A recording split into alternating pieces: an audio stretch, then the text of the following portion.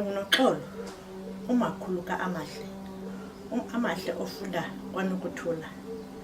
Amahle uthatha inxaxheba kwidrama ekwaNokuthula, and mna makhulu kaAmahle ndiyavuya ngaloo nto leyo kuba kaloku ukhuselekile xa esesikolweni esenza laa drama. Laa drama yenziwa ukuphuma kwesikolo.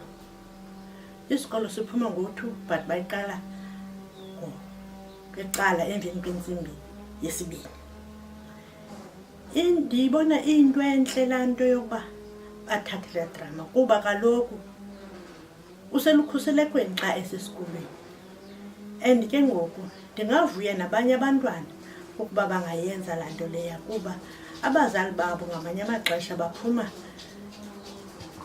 leyithi emisebenzini yabo. Xa bephuma leyithi abazali babo bazawuvuya kuba kaloku bayazi lizaba lifitshane ixesha loba babe sendlini bedibane nabazali babo.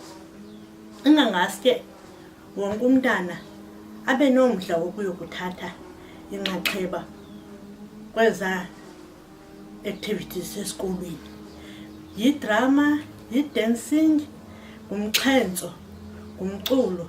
Ngaske wonke umntana athathe inxaxheba phaa azokuba nolwazi oluphangaleleyo nokhuseleko oluluqilima kuba kaloku ngaphandle ezitratweni lunintsi uxinezelelo labantwana.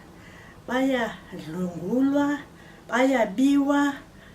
Ngaske nyhani singabazali sijonge le nto, siyithathele uba yinto elungileyo uba abantwana bethu bahlale besekhuselekweni.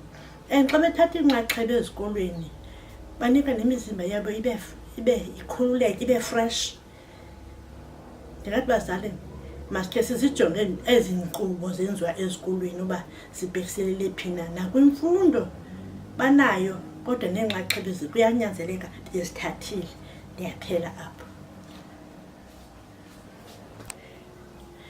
And ndiyavuya kuba ndinomama Jini ondisapotayo kwinto yonke.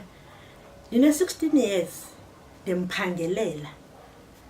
Ngumama olungileyo othi xa ufuna uthatha inxaxheba umntanakho athathe inxaxheba andincedise. Ngoku uphinde wandincedisa nakuAmahle athathe inxaxheba, wancedisa nakwifriend kaAmahle uAsiphe naye uthatha inxaxheba.